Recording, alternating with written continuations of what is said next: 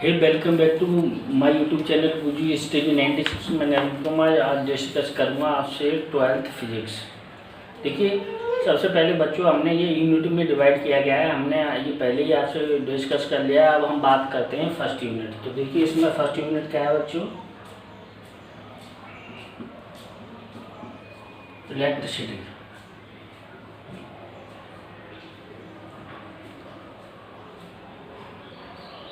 जिसे हिंदी में वैद्युतिकी भी बोलते हैं। क्या बोलते हैं? वैद्युतिकी।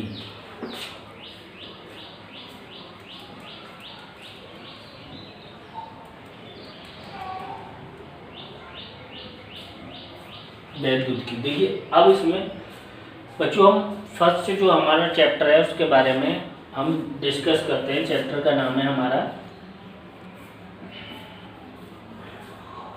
Electric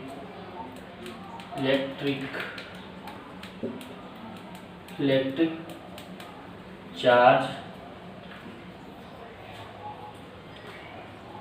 and field.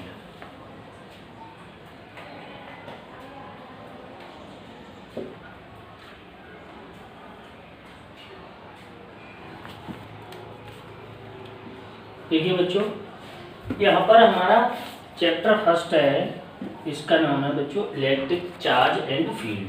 तो सबसे पहले हम इसमें पहली हमारी, देखिए बच्चों इसको हमें मन से पढ़ना है, बहुत इजी चैप्टर है।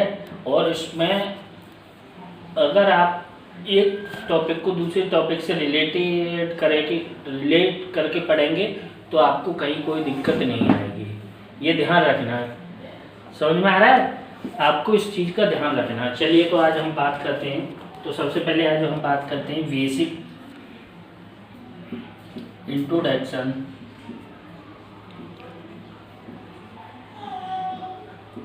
Of charge.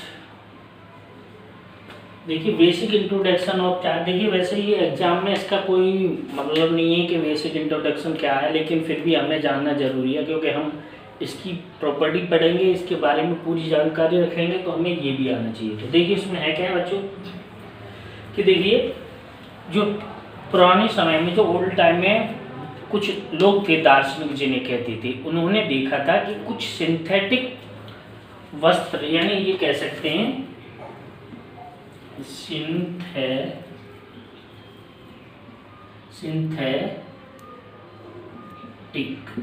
सिंथेटिक संश्लेषित कह सकते हैं, संश्लिष्ट कह सकते हैं। संश्लिष्ट वस्त्र को जब अपने शरीर पर हम ये पहनते थे या उतारते थे तो उस समय हमें चट-चट की आवाज़ सुनाई देती थी, या कुछ चिंगारियाँ भी निकलती थी, जो मुख्य रूप से पॉलिस्टर वगैरह के जो कपड़े होते हैं उनसे ज़्यादा हमको इस तरीके से सुनाई देती थी।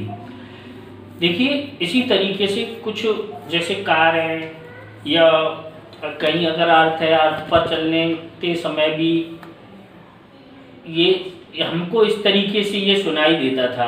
तो इस जैसे, और हमारे घरों में जब हम टेलीविज़न की स्क्रीन पे देखा होगा, वहाँ पर भी हमें ये इस तरीके से सुनाई देता था। तो ये हमारे लिए रुचि का विषय था कि किस तरीके से इस पे, लेकिन हमारे पुराने जो लोग थे दार्शनिक वगैरह, उन्होंने इसके बारे में बताया, लेकिन उस समय इस पर किसी का कोई ध्यान नहीं दिया।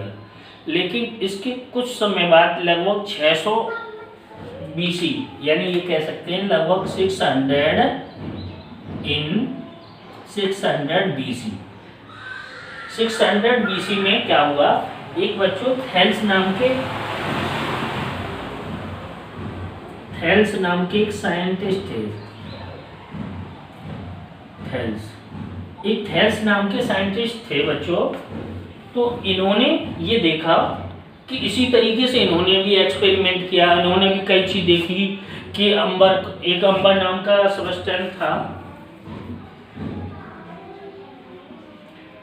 इसको एक फलालेन था,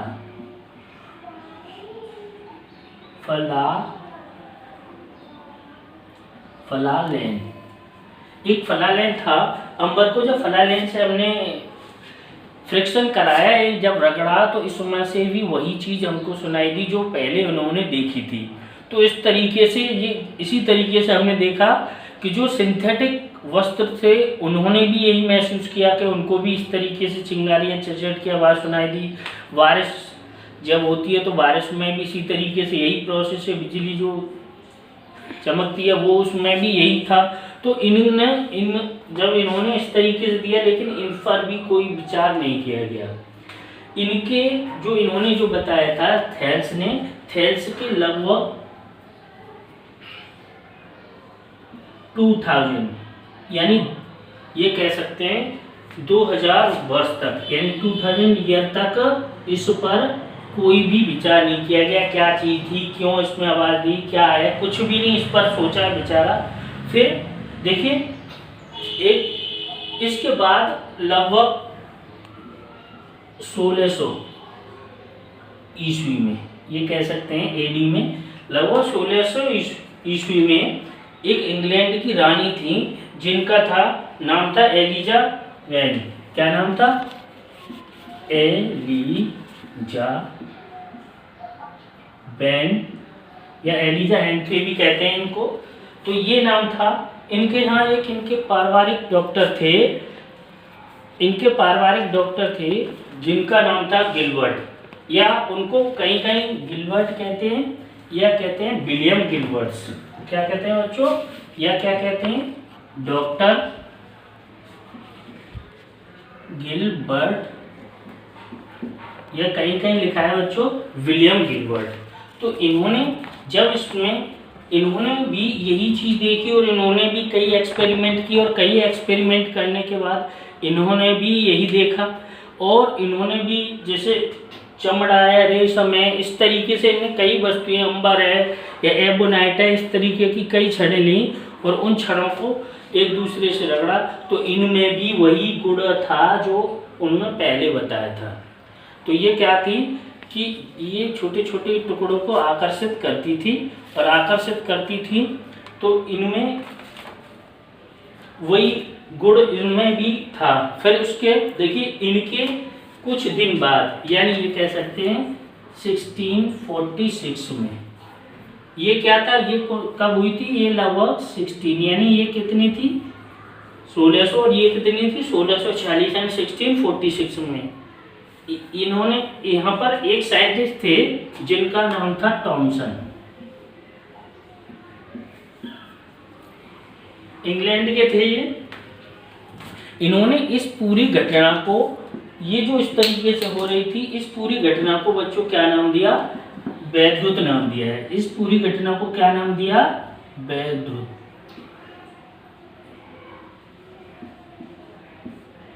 यानी इसको क्या कहा उन्होंने? इलेक्ट्रिक। इस पूरी फिनोमेना को उन्होंने बच्चों क्या कहा? इलेक्ट्रिक कहा। उसके बाद फिर इन्होंने देखा कि अंबर को, जो इन्होंने ये इलेक्ट्रिक कहा, तो उन्होंने देखा कि ये जो अंबर है, अंबर जो हमारा है, उसको ग्रीक लैंग्वेज में, अंबर को जो हमारी ग्रीक लैंग्वेज है,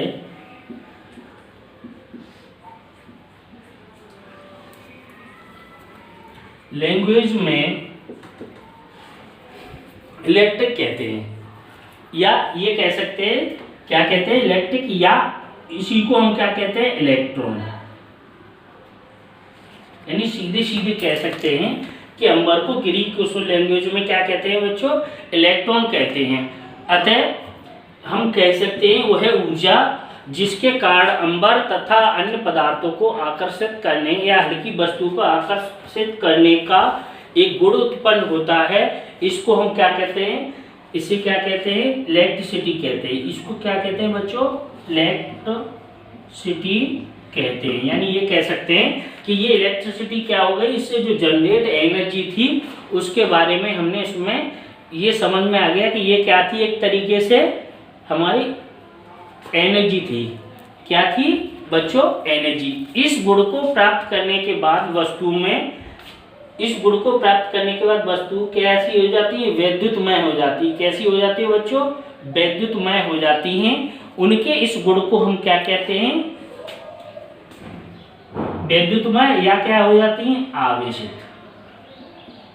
कैसी हो जाती है बच्चों? आवेशित हो जाती हैं।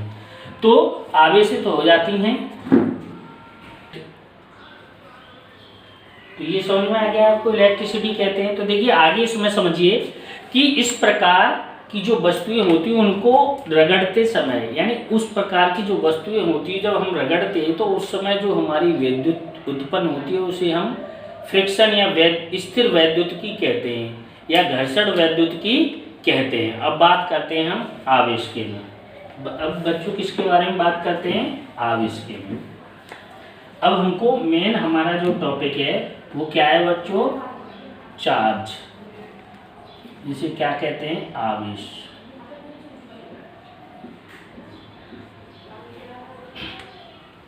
देखिए मेन हमारा पार्ट ये है, यहाँ से हमको समझना है ये हमारा, यानी अभी तक जो आया समझ में वो ठीक है नहीं है, तो अब हमें यहाँ से समझना है कि ये चार्ज क्या होता है। समझ में आ रहा है? क्या समझना है हमें? यहाँ से समझना है। तो देखिए किसी पदार्थ का वह गुण जिसके कारण उसमें वैद्युत तथा चुंबकीय गुण उत्पन्न हो जाता है उसे हम क्या कहते हैं? आवेश कहते हैं। किसी पदार्थ का वह गुण जिसके कारण उसमें वैद्युत तथा चुंबकीय गुण उत्पन्न हो जाता है उसे हम क्या कहते हैं? चार्ज कहते हैं। या ये कह सकते हैं किसी पदार्थ का स्थिर अवस्था के कारण उसमें वैद्युत तथा चुंबकीय गुण उत्पन्न हो जाता है या स्थिर, ये चार्ज क्या है बच्चों? स्थिर रहता है। तो उसे हम क्या कहते हैं? आवेश कहते हैं। आवेश को किससे डिनोट करते हैं बच्चों? Q से डिनोट करते हैं, अर्थात Q इक्वल टू क्या होता है? Plus minus N E. देखिए where N is number of electron, number of electron,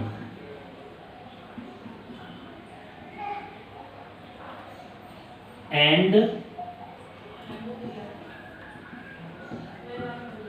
E is a charge of electron. Charge of electron, its value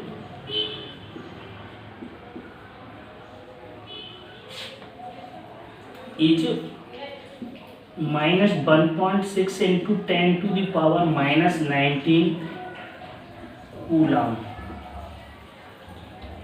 ये बात समझ में आई? Q बराबर यानी बच्चों ये मोस्ट इम्पोर्टेंट फॉर्मूला है, इसी को हमें समझना है। क्या होता है? Q बराबर NE, यानी क्या कह सकते हैं? Q equal two plus minus NE। तो ये NE क्या है? Number of electron. NE क्या है? इलेक्ट्रॉनों की संख्या। और E क्या है? इलेक्ट्रॉन पर आवेश। इसकी मान, इसकी वैल्यू होती है 1.6 into 10 to the power minus 19 coulomb. तो इसमें हमने इसको पढ़ लिया। देखिए इसके बाद यहाँ तक हमें समझ में आया। इसके बाद देखिए कि एक इंग्लैंड के वैज्ञानिक थे जिनका नाम था हमारा, सॉरी इंग्लैंड अमेरिकी वैज्ञानिक थे जिनका नाम था बेंजामिन फ्रैंकलिन। बेंजामिन फ्रैंकलिन, क्या नाम था बच्चों? Benjamin Franklin. बेंजामिन फ्रैंकलिन ने ये सारी घटनाएं देखा उन्होंने कि जब इस तरीके से इसमें चार्ज उत्पन्न होता है तो चार्ज उत्पन्न होने पर उन्होंने देखा कि ये इसको अट्रैक्ट करती है, तो उसमें एक फोर्स भी लगता होगा।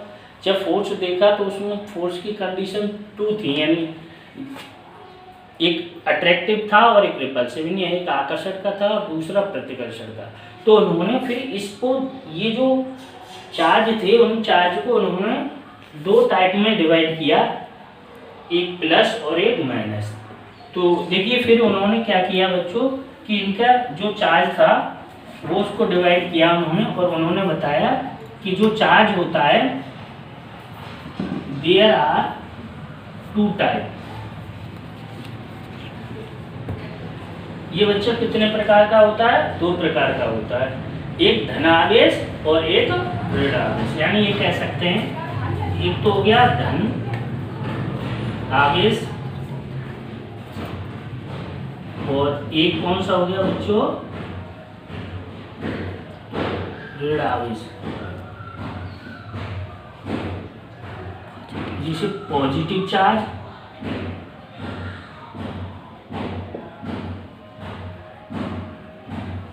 और इसे बोलते हैं निगेटिव चार्ज।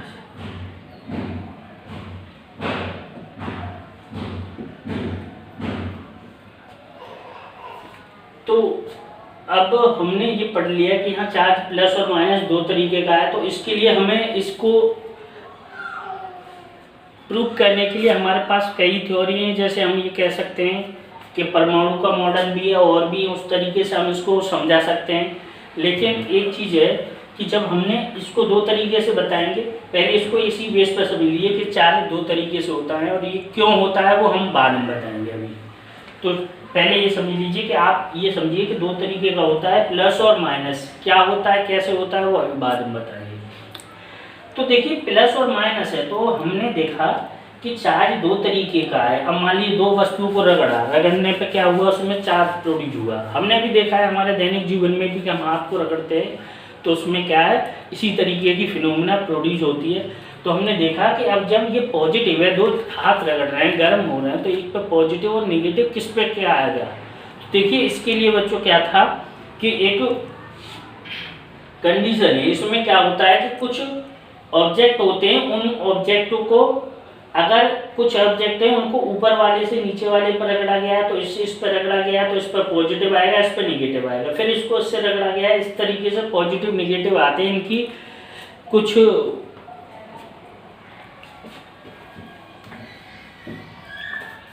नाम है वो मैं आपको लिखता हूँ। सबसे पहले क्या है, नंबर 1 बिल्ली की खाल। उसके बाद इसके आगे देखिए ये क्या है, एक एग्जाम्पल के तौर पे हम ले रहे हैं, बिल्ली की खाल है। फिर क्या है, दूसरे नंबर पे क्या आता है, और तीसरे नंबर पे क्या आता है। इसी तरीके से जैसे बिल्ली की खाल है, फलालेन है, कांच है, इसी तरीके से और भी है हमारे पास, और भी एग्जाम्पल है। जैसे हम क्या ले लें, रुई ले लें। इसी तरीके से और भी बहुत सारे एग्जाम्पल हैं। हम इन्हीं से हम इतने से बता रहे हैं आपको। क्या होता है कि अगर बिल्ली की खाल को फलालेन से रगड़ा जाएगा तो बिल्ली की खाल पॉजिटिव और ये क्या हो जाएगी, नेगेटिव। अगर इसी को फलालेन को कांच से रगड़ा गया तो ये पॉजिटिव, ये नेगेटिव। तो ये नहीं कह सकते इसका कंफर्म कि किस पर पॉजिटिव चार्ज है और किस पर नेगेटिव चार्ज है। ठीक है, तो अभी हम यहाँ तक इसी पर डिस्कस करते हैं, और आगे अगले वीडियो में हम इसका अगला पार्ट है उसको हम आगे डिस्कस करेंगे। ठीक है, चलिए, थैंक यू बच्चों।